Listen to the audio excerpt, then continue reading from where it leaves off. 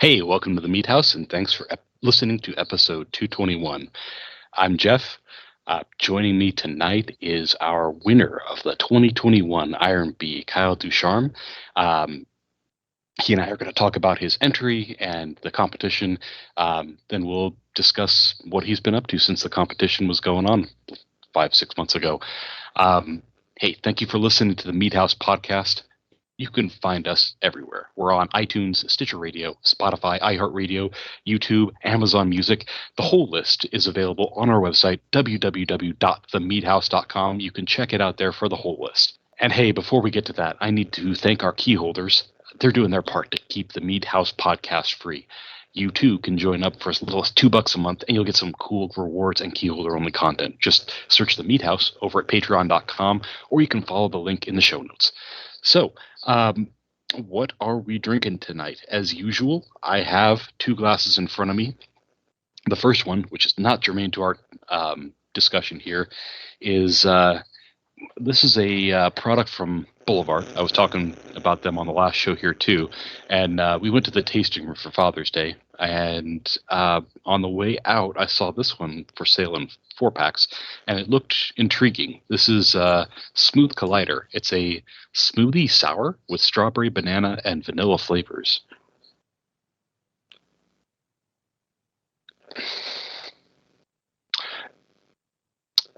Yeah, and that pretty much calls it. It is there's strawberry banana there. There is a sourness to it that's tart. It has lemony, orangey kind of a flavor to it. I'm not sure if it's an additional fruit juice that they're not talking about, or if that's the product of a like a bacterial souring or anything like that. There's so much fruit going on in this that it's a little hard to pin down, but it is very smooth, very drinkable. And I just finished mowing the lawn about an hour ago, so this is really hitting the spot. Moving on to my second glass, though, I was lucky enough to get the spare bottle from our Iron B main ingredient competition here. And this is Tea Time with Blueberries, brewed by our guest tonight, Kyle. This is the first time I'm getting to try it at all. And just from the scent, there is a great blueberry aroma off this, a little bit of honey.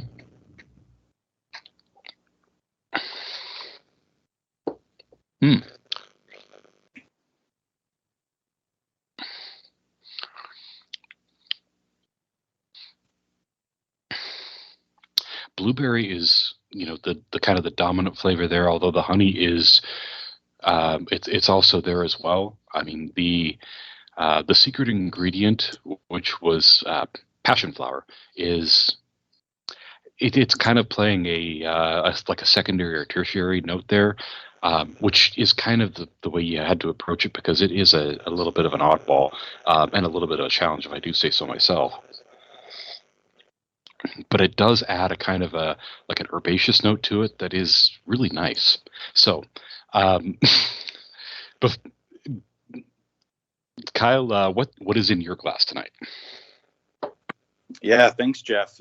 So I have, in classic Mead House fashion, I have two glasses going tonight. And I have my first offering is from Tap House. It's experiment number 2106, apple and hibiscus. It's a golden off red color. It's the apple presentation is really nice on it. The hibiscus is definitely on the lower end of expression, but it definitely gives like almost a kind of a red delicious skin quality. Mm-hmm. That's really nice. It's has a little bit of like a caramel kind of apple character from some of the honey notes I'm picking up. It's really complex and interesting, and it's not like any other sizer I've had.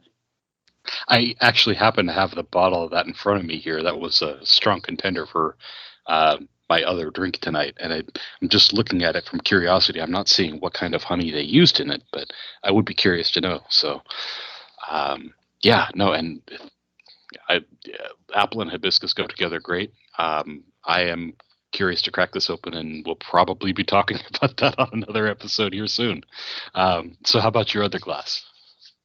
My other glass is the tea time with blueberries as well. I just Nice. had one bottle left too. It was a little 6-ouncer. Mhm. A lot of my friends really loved it, and it was one of those situations where I just made a small batch because I wasn't too confident on um, how the secret ingredient was going to play out with passion flowers. So I didn't want to make a 5-gallon batch, but I kind of wish I did now.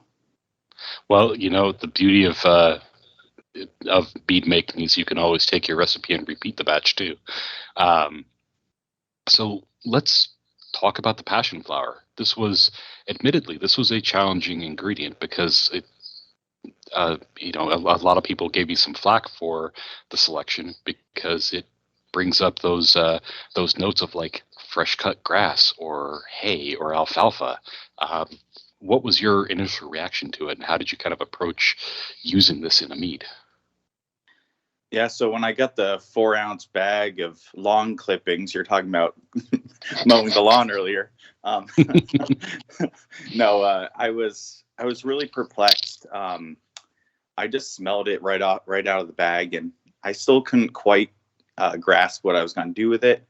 So what I did was, as has been suggested on the show before and other Mead avenues, is to make a tea out of it just to Mhm. get familiar. So I made a pretty, I would say, a moderate strength tea, nothing like too crazy, but I just took, I have like these reusable tea bags. So I just put some in there and then steeped it for a few minutes and then added a little bit of honey because it gave me an idea of where I wanted to go with the mead overall. That's a trick I've been doing lately, is watering down some honey to get like a more balanced honey tasting. It's Mhm. a little overwhelming on the palate just to like take a glob of honey and put it on your tongue. So putting it in some tea, putting in some more balanced environments where there's a little bit of tannin, maybe just a watered down kind of scenario, uh, gives a better presentation. So with this scenario, I was picking up a lot of um, that kind of grassy, herbaceous, earthy. There was like a hint of like sweet hay. Mhm. Um, and I was still perplexed after doing that. And it was a fruitful exercise, but at the same time, I was still stumped. So I looked online to see, all right, what is this stuff used for? Like, there's obviously a purpose. It's being sold, it's being consumed. Mountain Rose Herbs obviously has a market for it. So what's the deal? So I looked it up, and usually it's used in like a sleepy time kind of blend with chamomile and Mhm. maybe some other relaxing herbs, and to make a sleepy time kind of blend for tea. Um, so what I decided is, all right, I want to do chamomile because that's a more like approachable flavor. Um, and then I was thinking, what like pairs this sweetness of the honey, the kind of earthy, grassy, herbal note from the chamomile and the passion flower. And I was thinking blueberries because blueberries have like their skin is on the earthier side, but Mhm. they have like this really nice floral component. And they're not as assertive as some other berries like black currants or raspberries or blackberries. So I figured it would be a nice medium for the overall bridge between honey and um, the passion flower. And so, how did you go about incorporating blueberries into the mead? Were you using whole fruit or a puree? And if whole fruit was the answer, kind of like what was your ratio for pounds per gallon, so to speak? Yeah, so another thing I did was I also added lemon zest to the scenario to bring out the brightness as well, but it's like very, Nice. very low on the spectrum. But what I did to start out is I knew this challenge was going to happen. Um, and I wanted something that was pretty clean and fermented smoothly. So what I did is I just made a 12% base of it was sweet Dakota clover honey. Mm-hmm. And I used Kvike Voss and just fermented really hot. And that gave me a good base to meet any timeline, essentially. Right. So from there, as soon as I got the ingredient, and then I was figuring, okay, what fruit am I going to put with it? What's my overall balance? Then I was able to take, I took 4 pounds of blueberries for that gallon, and I had it in a different, I had it in a bucket, and I added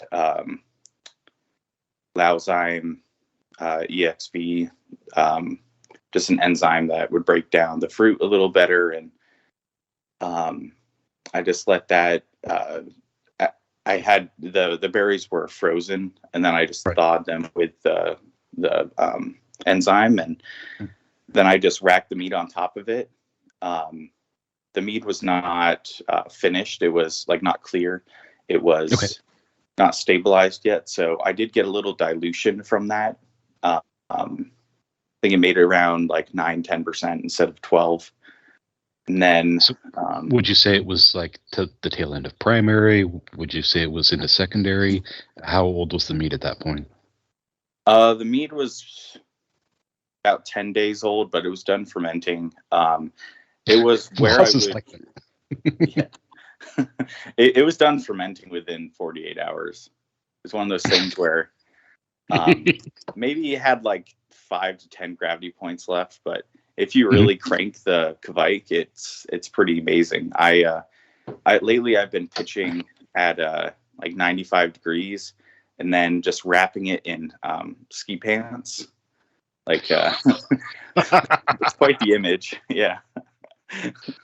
That's great, though. And no, I definitely appreciate the fast and efficient and amazing like flavor we get out of these Kvike strains. Voss is a personal favorite of mine as well. Yeah, so I took that almost finished mead. It basically, in a normal situation, I would wait a little bit longer to let it clear. I usually I want it mostly clear before I rack it. I'm not too worried about autolysis and my batches. I don't wait too long either. Especially with like a little bit of bentonite in primary, like there's clarity can be had pretty quickly. But it's kind of like that polish doesn't happen yet. So this was like right before things were starting to drop. So yeah, I racked it on that 4 pounds of blueberries. It started fermenting again. Once it stopped, I racked off the blueberries. It was probably on the blueberries for 2 to 3 weeks. I would say probably closer to 2, just because I wanted to focus on a little bit of clarity too. And I got a lot of extraction from using the enzyme. And so what I did is I racked and then I stabilized. And from there I had this blueberry base. And then I added, I just made a giant tea, like a really concentrated tea, where I took like an ounce of the passion flower, and I took a couple, I think it was 2 lemons worth of zest, and then it was 7 chamomile tea bags. And I just made this really concentrated liquid. Probably it was like a cup at the end. So just very packed full of flavor. And I didn't want to dilute the mead too much either. Right. So that's a trick I've been doing lately. Is like the other day I just did a ginger addition where I basically steeped a bunch of ginger like that. But anyway, having this really concentrated liquid, I was able to then almost use it as a tincture. It's not a tincture because it's not extracted from alcohol, but in a similar kind of sense where I was able to kind of tailor the dose. And I'm like, you know what? this is a passion flower challenge. Like, I want it to be showcased, but I don't want it to be like, I don't want this to be drinking grass. So I didn't want to like shy away from it either. So it's definitely faded a bit from where it was in terms of like the expression of passion flower. But at the same time, I enjoy it more now than I did, because there's like a blending of all of the layers and components where it's, it has like this herbal, and like there's a little hay quality, but there's the blueberry really comes out. There's some citrus notes. There's like this, it's just more rounded and smooth. And that's a great part about mead making in general, is the changing of the mead over time. And I think if this was like a stronger mead in terms of alcohol, it probably would have not changed as much. But at the same time, like, I wanted something drinkable relatively quickly. I wasn't entirely sure of the deadlines and whatnot, and I wanted to put every card in my every tool in my basket. I wanted to use all of them. Yeah. No, what you've come up with is a very drinkable, very delightful mead, and it is. I'm thoroughly enjoying this glass here tonight. So, let's see. Go ahead. To be honest, like, this competition was one of my favorite mead making experiences. It reminded me of Chopped. It reminded me of all those shows I was watching on Food Network, competitions, the what's under the cloche, like, let's figure this out and come up with something zany and fun. And it was cool hearing in that after show about what people came up with and some of the presentations. It was cool to also hear that the second place person also used blueberries. So I wasn't like, just pulling something out of my butt. It was a combination that was thought of by more than one person, which is cool. It is funny how often blueberries come up in this competition too, because we had our first year of this, we had a the name of it is escaping me.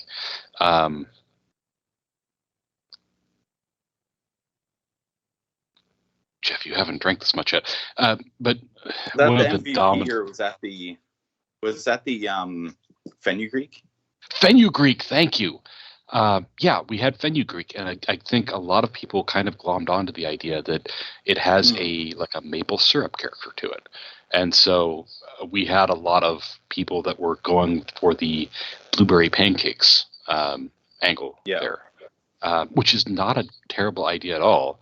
But it's funny how pervasive the idea of blueberries has become in Iron B.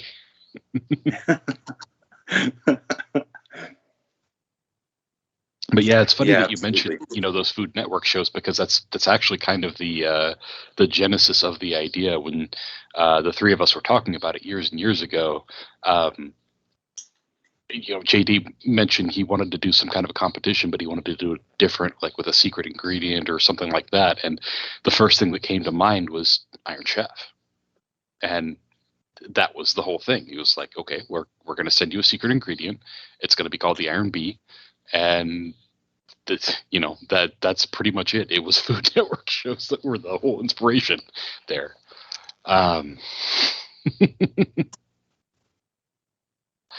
Well, it's super fun, and it's one of those things that is a great equalizer in terms of skill level, and because I would not assume other people have worked with passion flower, so it's a good way to assess ingredients and flavor combinations. And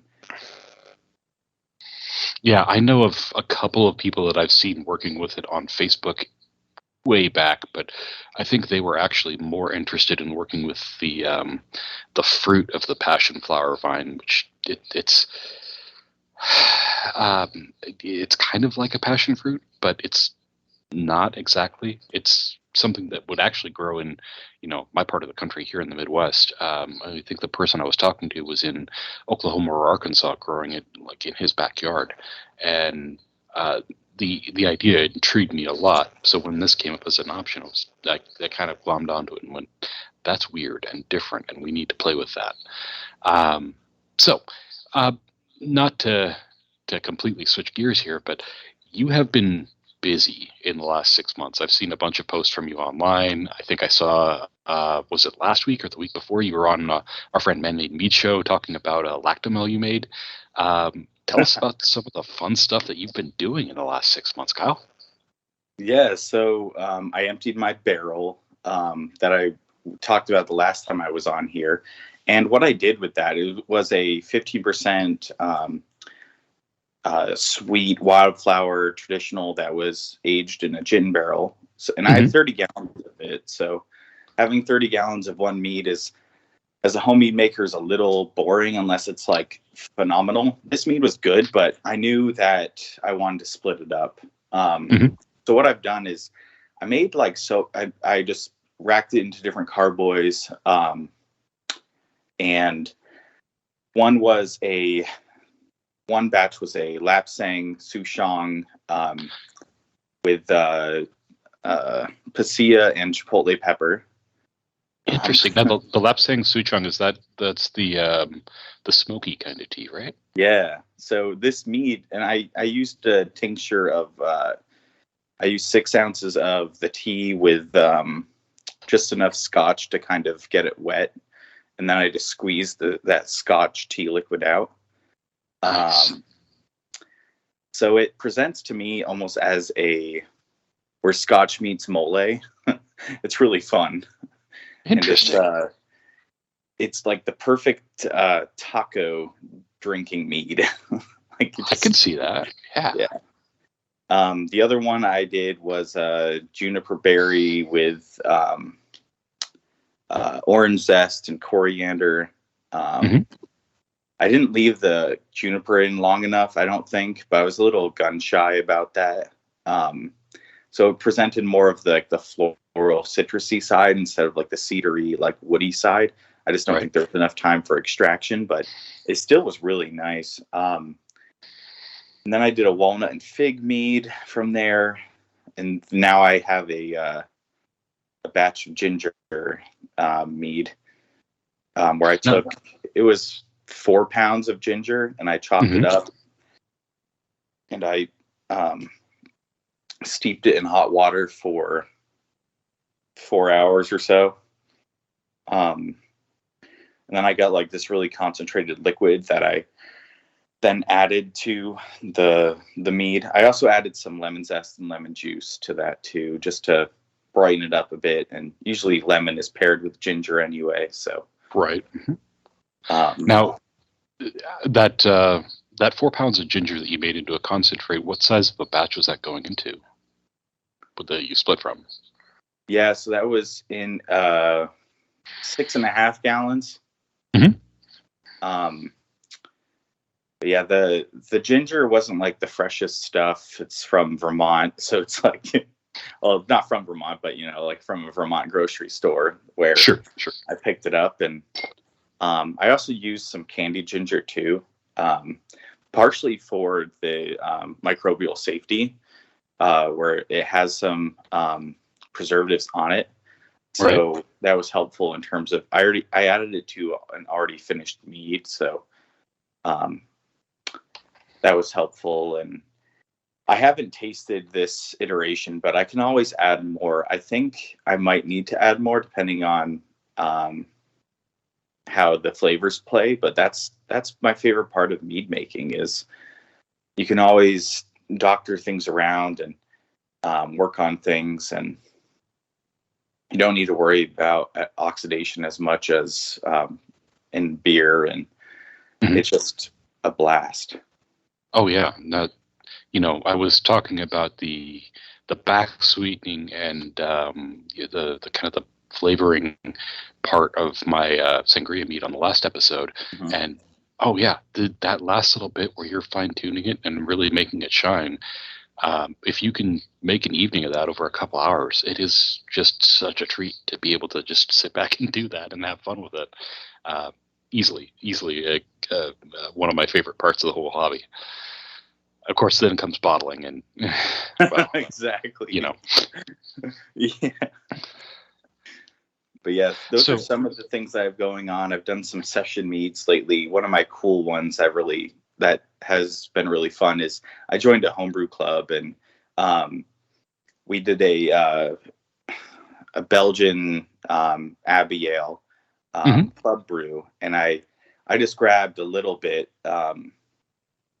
for fermenting, and so I still had quite a bit of yeast left. So I took some spent cherries that I had from a big cherry bomb, and I took that with some Oulé blossom honey, some buckwheat, some maple syrup, and made a session mead out of that, fermenting with the Abbey Ale yeast. And it's a very cool session mead. It's dry, but it's very complex and a lot of different layers. The cherries were picked in Vermont. They're Balaton and another Morello type. So it's a very fun session mead that I don't think a lot of people have played around with, using some of those Belgian yeasts in that way, or mixing honeys in that way. And just now, how much yeast character presentation did you get with the session mead there? Was it like a strong, like you would get from a Belgian? Was it more subdued? How did you find that? it was definitely more subdued than in a beer, but it did help with bridging the gap a little bit between the fruity side of the cherry and the more like earthy, funky side of buckwheat, essentially. So it was nice to have some spice character, but it was very low. It was not. It just added to the je ne sais quoi, the kind of a little final touch. I also did it just out of like, it was almost like throwing the kitchen sink in the fermenter, because I had this extra yeast. I didn't want it to go bad. I had these extra honeys that were like leftovers from other things, and I had these spent cherries that I wanted to get a little more extraction out of, and so it was kind of a hodgepodge, but also like I thought about it a little bit.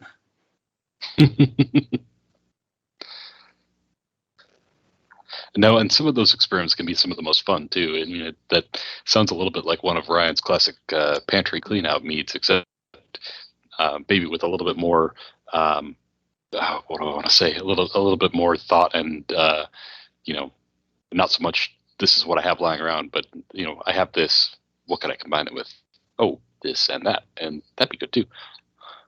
Yeah, exactly. I have one of the things that I'm about to start is one of the main reasons I make mead, is for my both expression of my artistic abilities, and it's just a really fun hobby, but also to share special moments with my family and friends. And my little brother recently got engaged, and they both asked me for a wedding mead. So kind of a his and hers mead, and so she wants a peach mango mead after doing some tastings of some of my stuff I've made. And then I just told them the caveat is they just need to be able to be blended together in a glass, which is not too hard to do. You can almost blend any flavor together. And but he decided he wanted a raspberry mead, especially after I made a raspberry chocolate mead for my sister's wedding last year. So like these kind of moments in a mead maker's arsenal it's the best. I wouldn't trade it for the world. I was lucky enough, and it was early enough in my career. I think it was even before I was on the podcast. But I brewed a couple different meads for my wedding, and man, of course it was a happy day. It was a big celebration, but like getting sidelined while I was wandering around or like trying to get seconds for dinner. And Jeff, your mead is excellent. Thank you so much. This is great. Like, it was just that little cherry on top that made that day even better. Yeah, now you're giving me ideas for when I tie the knot. Give yourself plenty of time to do it, because I tell yeah. you what, I tried bottling a mead that was not quite finished, and it was great on the day, but I took 2 bottles home because they were all that was left of a 6-gallon batch, and they apparently just sitting out in the hot day from the wedding, they got very carbonated very quickly. Classic, yeah. Right. Oh, yeah.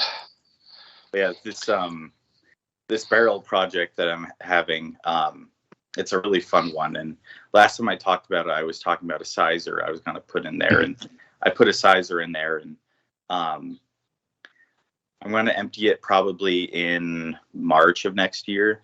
I gotta do my quarterly tasting and give it a judgment, but Sure. my plan is to make a Dwoniak, the Polish mead that's 1 part watered, 1 part honey.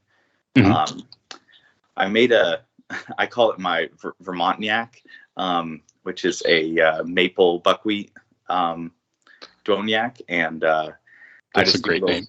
calculation for the sugar ratios, because maple syrup is about 66% sugar versus honey, which is closer to 81, 82. Mm-hmm. So I just do a little math there, but the meat I have is super good. It obviously needs a lot of age, but it's one of those things where just having that base, I'm super excited to throw that in a barrel, and especially when it's more neutral and I get some of that micro oxidation. But I'm going to be picking a bunch of black currants from a friend's farm, and going to add that to the mix to make a really awesome 30-gallon batch of Cognac. And that's going to be one I will cellar for a very long time. Very nice. Now, you're working with a 30-gallon barrel, you said? Yeah. How long do you think you're going to let it kind of chill in the barrel? I'm anticipating wise. I'm obviously tasting and seeing, but what's your expectation there for timeline? Yeah, my expectation's around 3 years. But it's one of those things where I will definitely need to do it as I go, because I don't have a lot of experiences to work off, and other people that have, I don't know a lot of people that have done it off the top of my head. I definitely know there's some Polish folks that have barrels on barrels and barrels, and they do the same kind of stuff. But at the same time, it's going to be for me and my loved ones. So I'm going to just taste it as I go. But I'm assuming at least, it's probably going to be at least 1.5 years.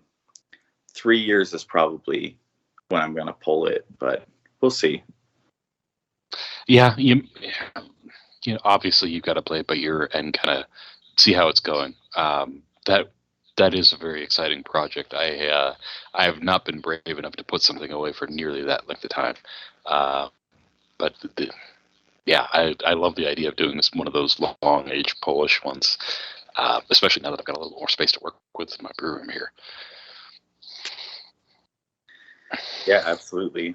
Your sangria mead that you talked about last week, that made me think about just a bunch of things that we're talking about on some of the discords I'm a part of. And there's one where it's on the Man-Made Mead Discord, and we're talking about kind of emulating cocktails and doing that in mead form. And it's very interesting to be like, well, yeah, you're going to get this character out of this ingredient, but it's going to be different because in the way they make it through a spirit, it's extracted differently. So the flavor is going to be a little different. So you need to make it up for that. It almost reminds me of kind of those virgin cocktails where they need to add a little something to make it taste a little bit like alcohol. Right. It's not going to be the same thing. Like with my juniper berries, there's no way that's going to taste like gin exactly. Because having juniper, yeah, it's great, but in the distillation process, it goes through very high temperatures and really high octane alcohol. And there's like a little basket that they put through the still in that extraction method. And you can't really replicate that just by throwing juniper in a mead. So partially, I think it's like, okay, let's choose the right honey. Let's choose like maybe this other bittering agent that will add this complexity. And it's just very really neat to think of, because it's like, all right, I could just I could just go out and get the spirits and aperitifs for whatever cocktail I want. But to say, oh, I made this with this intention and it came out this way out of a mead is really something else. Yeah, I can see that. And like you said, there are so many different approaches to this, and I think that's part of the fun of this, is just kind of trying things out and fiddling to try and see what you can emulate. I mean, the idea of a cocktail mead is also just a fun idea to play with, because the kind of cocktails that come into fashion are different year to year and decade to decade. So what was it? Was it last year or the year before? The Aperol Spritz was a popular cocktail, and the idea of getting something that bitter and orange kind of flavor into a mead without other off flavors involved in it kind of was a fascinating challenge that I never took up, but thought about a couple times. So, no, I can definitely appreciate that line of thought and inquiry there. Geez.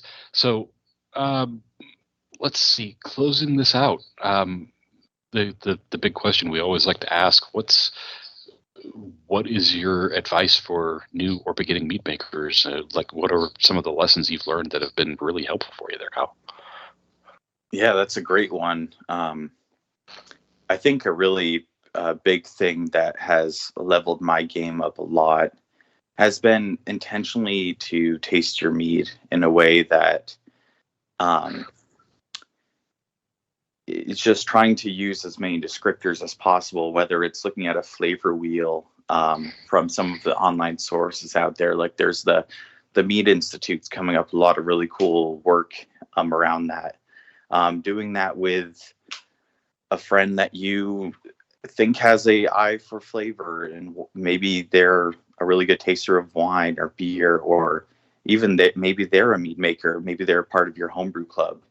I highly advise joining a homebrew club too, but I think just intentional tasting of your mead, and that will make you go from just thinking about like fermenting cleanly and getting past that section into flavor development, into balancing, into kind of the more technical work. So I think that's what makes that's what I wish I knew more of as a beginner mead maker, is the intentional tasting. And I think that's great advice, to take some time to really just think through what you're tasting and what you're experiencing when you drink a mead. It's not exactly something that is. It's not the first thing that people think about when they put an alcoholic beverage in their mouth. Yeah, exactly. Yeah, I think a lot of it is also like, I think we all need to practice it as much as possible anyway. So it's like, if you can start early and start thinking critically like that, then you're going to be more prone to the learning of, okay, this is an off flavor, or, oh, this is something I learned from when I was beginning, and now I'm not going to ferment orange this way. I'm not going to use these types of cherries this way. Like, I think it's just it's part of being like a reflective learner in general. I think that's great advice, and yeah, taking some time to be intentional and thoughtful with your process and your tasting is definitely a strong component. And speaking as a meat judge, I can definitely say that's it's an important part of just developing your palate, so to speak, and being able to taste and kind of feel what, you know, what this is, what that is. Is this something I enjoy, and what flavor am I experiencing here? Is this, is this a fruit? Is this an off flavor? Is this kind of weird taste good, or is it bad, or does it mesh with everything else? There's a lot of different components that can go into it in any given situation. But yeah, being intentional with your tasting is, I think, a great piece of advice. So, Kyle, thank you so much for taking the time to sit down with me, chat for a little bit. I really appreciate it. And for you guys listening at home, thank you for tuning in to tonight's episode. We will be back next week with episode 222. Feel free to drop me a line on Facebook, on Reddit, or info@themeadhouse.com. Until then, it's time for me to wipe down the bar, get the chickens back in the coop. So until next time, friends, good night.